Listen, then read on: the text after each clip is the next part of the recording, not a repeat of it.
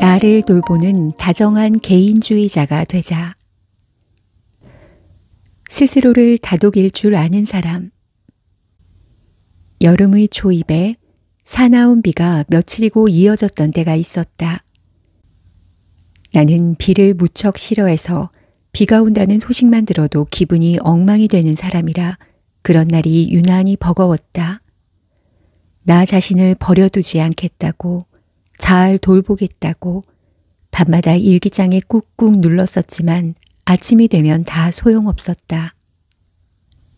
볕이 들지 않는 희미한 어둠 속에서 창문을 거칠게 두드리는 빗소리에 매일 잠을 깼다. 일어나서 씻어야 된다는 걸 아는데도 몸이 말을 듣지 않아서 몇 시간이고 이불 속에서 시체처럼 누워 있었다. 그렇게 아침이 지나고 오후가 되면 아무것도 하지 못한 채로 시간을 보냈다는 죄책감에 눈물이 찔끔찔끔 났다. 대체 비가 뭐라고, 이 습기가 뭐라고, 이 어둠이 뭐라고, 단지 날씨일 뿐인데 이깟 사소한 것에 속수무책 당하고 있는 나 자신이 너무 싫었다. 나약해 보였다. 그렇게 며칠을 끙끙 앓으며 보내던 어느 날 SNS에서 어떤 문장을 마주쳤다. 우울증 앓는 분들, 내일부터 장마가 시작됩니다. 우리는 비가 오면 몹시 우울해지기 때문에 내일부터 당분간 심하게 우울해지고 무기력해질지도 몰라요. 하지만 그 모든 증상은 당신의 잘못이 아닙니다. 날씨 탓이니 잘 버티고 있다면 스스로를 다독여 주세요. 순간 눈물이 울컥 쏟아지려는 것을 참았다. 나만 이러는 게 아니구나. 잘못된 게 아니구나. 안심이 되고 기뻤다. 그리고 그 글에 달린 수많은 댓글을 본 순간 참았던 울음이 터졌다. 감사하다는 말, 다 같이 힘내보자는 응원의 말, 쉽게 나아질 순 없지만 혼자가 아니라고 믿으며 힘내겠다는 말, 나만큼이나 마음을 다독이는 일이 필요한 사람들이 그곳에 있었다. 주위를 돌아보면 내가 비 오는 날씨에 괴로워하는 것처럼 계절의 변화에 민감한 사람이 있다. 혹은 잠이 조금이라도 부족하면 남들보다 힘들어하거나 조금의 허기에도 마음이 날카로워지는 경우도 보았다. 다른 사람에게는 아무렇지 않지만 자기 자신에게는 유독 괴로운 말, 진절이 처지는 장소, 마음이 자주 망가지는 시간을 가진 사람도 있다. 남들에게는 괜찮은데 나에게만 취약한 어떤 지점이 있을 때 그 부분을 보호해주고 달래주고 응원해주며 조금이라도 씩씩하게 버텨낼 수 있게 도와주는 게 가장 이상적인 모습이다. 하지만 대부분의 사람은 완전히 반대로 행동한다. 왜 이렇게 나약한 거야? 아직도 이딴 것에 휘둘리니? 라며 자신을 책망하고 구박하며 외면한다. 그리고 타인에게는 보여주지 않으려 한다. 주로 나만 예민한 부분이기 때문에 설명한다 해도 상대에게 이해받기 어렵기 때문이다. 그러면 결코 고립되는 건 나뿐인데도 말이다. 나는 용기를 내서 가족, 친구, 주변에 아끼는 사람들에게 비 오는 날이 너무 힘들다고 취약한 부분을 솔직하게 드러내기 시작했다. 그랬더니 비 오는 날마다 내게 전화해 기분이 괜찮은지 물어봐 주었다. 그 따뜻한 경험이 나에게 자신감을 주었다. 물론 무시하거나 나를 까탈스러운 애로 생각하는 사람들도 있을 것이다. 하지만 비가 올 때마다 다운되는 내 모습을 본 사람들은 진심으로 마음을 써주곤 했다. 따뜻한 물로 씻고 일찍 자, 내일은 날씨가 맑대 하고 다독여주는 사람, 창문 닫았고 빗소리 안 들리게 하고 봐 하며 좋은 영화를 추천해주는 사람, 대뜸 좋아하는 음악이라며 유튜브 링크를 보내주는 사람, 비 오는데 괜찮아? 하고 물어봐주는 사람. 만약 비 오는 날에 유난히 우울하고 무기력해지는 사람이 내 가족이었다면, 친구였다면, 가까운 사람이었다면 나는 나 자신에게 했던 것처럼 모질게 굴었을까? 아마 아니었을 거다. 괜찮은지 물어보고 나아지길 바라는 마음으로 이것저것 알려주고 다정한 말로 응원해줬을 거다. 다른 사람을 아끼는 만큼 나 자신도 아끼고 싶다. 앞으로 살아가면서 나만 알고 타인은 모르는 크고 작은 약점이 계속 생겨날 텐데 그때마다 스스로를 몰아세우는 사람이 아니라 다독일 줄 아는 사람이 되고 싶다. 그런 날 하나하나가 차곡이 쌓이면 나는 이 삶을 무사히 버텨내는 사람이 될 수 있을 테니까. 내게 가장 건강한 마음. 가장 건강한 마음이란 쉽게 상처받는 마음이다.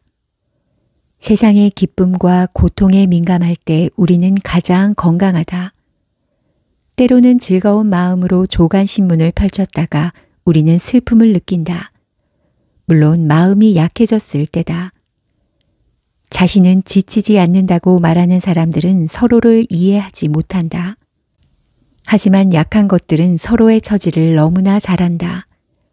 그러고 보니 나는 여리고 쉽게 상처받고 금방 지치는 사람이다.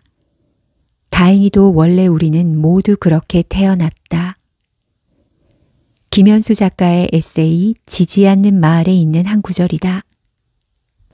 억지로 강해지려는 마음, 상처받지 않은 척하는 태도로 뒤틀린 나는 똑같은 방식으로 스스로와 타인을 상처 입힐 수 있는 사람이 되어갔다. 김현수 작가의 말처럼 자신은 지치지 않는다고 말하는 사람들은 서로를 이해하지 못하기 때문이다. 이해하기 위해 마음의 문을 열었을 때 쏟아져 들어올 것들이 두려워서 그 문을 꽁꽁 잠궈두는 쪽을 택하는 사람. 누구나 주변에서 그런 사람 한두 명쯤은 쉽게 떠올릴 수 있을 것이다. 물론 자기 자신을 보호하기 위해 상처받지 않으려고, 약해지지 않으려고 방어적이 될 수 있다. 하지만 그것이 습관이 되고 태도로 굳어지면 망가져 버린다.